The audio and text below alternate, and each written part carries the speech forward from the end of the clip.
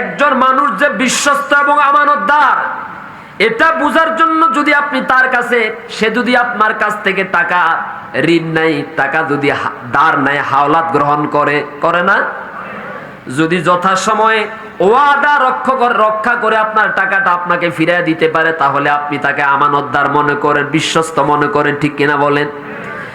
আল্লাহর হাবিব সাল্লাল্লাহু আলাইহি ওয়াসাল্লামের নবুয়তি জীবনের 63 বছর, নবুয়তি জীবনের আগের 40 বছর, তার টোটাল 63 বছরের জিন্দেগিতে নবুয়তের আগে এবং পরে মক্কা এবং মদিনার কোন অমুসলিম ওই কথা বলতে পারে নাই আল্লাহর নবীজি আমাদের সামান্য পরিমাণ আমানতের খেয়ানত করেছেন। জোরে কোন সুবহানাল্লাহ।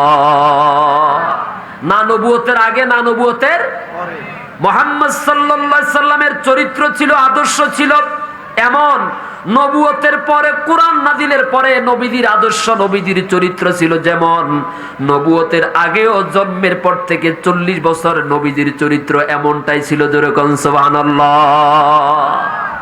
নবুয়তের পরে চরিত্র, নবুয়তের আগের চরিত্র এক নাকি দুই? জোরে বলেন। তিনি যে ভবিষ্যতে রাসূল হবেন, গোটা কুল কায়নাতের তিনি যে সভাপতি হবেন, তিনি যে বিশ্ব সভার সভাপতি হবেন, তিনি যে তামাম জগৎ সমূহের জন্য রহমত হবেন, তিনি যে রাসূল হবেন, এটা তার নবুয়তের আগেই প্রমাণ হয়ে গেছে। সুবহানাল্লাহ। আমরা তো সেই নবীর উম্মত না? কই আমাদের মাঝে তো আমানতদারিতা নাই। আমার কাছ থেকে এক ব্যক্তি শুধু পায়ে ধরার বাকি ছিল, এমন এক কঠিন বিপদে পড়েছে, আমাকে বলল, হুজুর আমাকে 10,000 টাকা আপনি আমাকে ধার দেন, আপনাকে কিরা কসম করে বলতেছি 1 মাসের ভিতরে আপনার টাকা পরিশোধ করে দেব। কিন্তু আল্লাহর বান্দা সুস্থ হয়ে গেল, রোগ চলে গেল, 1 মাস নয় 1 বছর চলে গেল, প্রায় 2 বছর চলে গেল, এখন আমার দেখলে সে রাস্তা পরিবর্তন করে হাঁটে। বুঝতে পারি না, সুসম্পর্ক, মধুর সম্পর্ক শুধু টাকা হাওলাত দেওয়ার কারণে নষ্ট হয়ে যায়।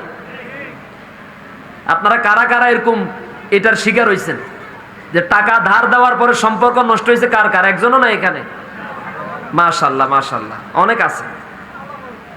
মানে আমার দেখলে এখন, আবার শুধু তাই না, আমি আমার পাওনা টাকা চাইতে গেছি, যাওয়ার পরে আমারে ফোন করে বলতেছে, কয় যে আপনার আকল জ্ঞান নাই। আমার টাকা আমি চাইতে গেছি, উল্টা আমারে বলে যে আমার আকল জ্ঞান। আমি তো আশ্চর্য হয়ে গেলাম, কেন ভাই কি হয়েছে? কয় যে আপনি 10,000 টাকার জন্য কি অভাবে পড়ছেন? ওমা, বলে কি? হাসার জন্য বলছি না ভাইয়েরা আমার।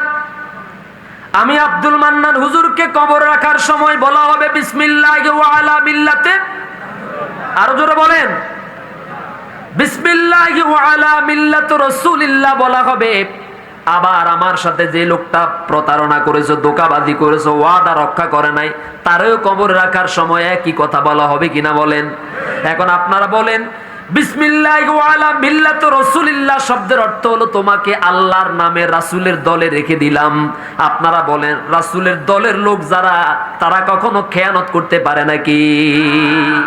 এটা তো রাসূলের ডিকশনারিতে নাই, এটা নবীদের আদর্শের মধ্যে নাই।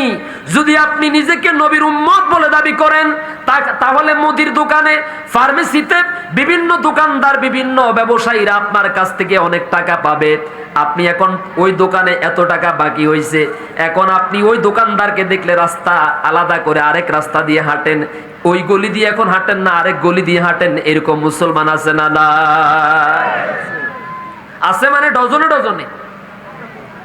কয়দিনে এই দোকানে খাই, বাকি করে প্রথম নগদে খাই, এরপরে আস্তে আস্তে যখন 10,000 20,000 টাকা হয়ে যায়, তখন ওই দোকানের সামনে দিয়ে হাঁটে না, পিছন দিয়ে হাঁটে।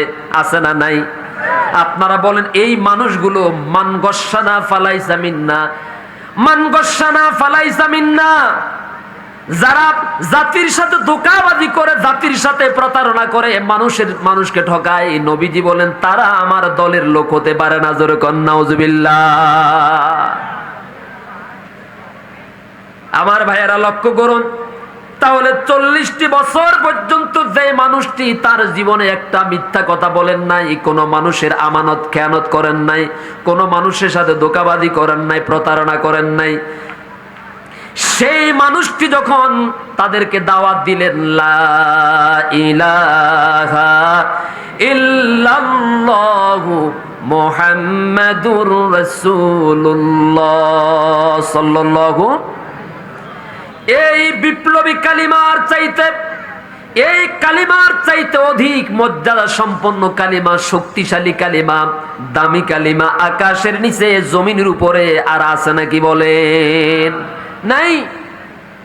এরপরেও যেই মানুষটাকে তারা নিজেরাই আল্লাহ আমিন উপাধি দিয়েছে, বিশ্বস্ত উপাধি দিয়েছিল, পরমভাবে আদর করত, যত্ন করত, সেই মানুষটা যখন কোরআনের দিকে আহ্বান করলেন, জাহান্নামের ব্যাপারে সতর্ক করলেন, জান্নাতের সুসংবাদ দিলেন, আলোর দিকে আহ্বান করলেন, হেদায়েতের দিকে আহ্বান করলেন, সেই মানুষগুলো তখন নবীজির পিছনে ষড়যন্ত্র করার জন্য লেগে গেল।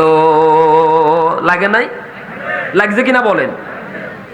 মূসা আলাইহিস সালাম যখন ফেরাউনের জামানায় ইসলামের দাওয়াত দিয়েছেন, তখন ফেরাউনি শক্তির মোকাবেলায় প্রথমত টিকতে না পেরে আল্লাহর হুকুমে তিনি হিজরত করেছেন, ঠিক কিনা বলেন?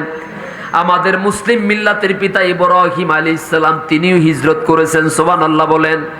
সমস্ত নবী রাসূলদের, অধিকাংশ নবী রাসূলদের ইতিহাস হলো হিজরতের ইতিহাস। ঠিক তেমনি ভাবে মুহাম্মদ সাল্লাল্লাহু আলাইহি সাল্লামের ইতিহাসও হিজরতের ইতিহাস। যেরকম সুবহানাল্লাহ। আবার বন্ধু,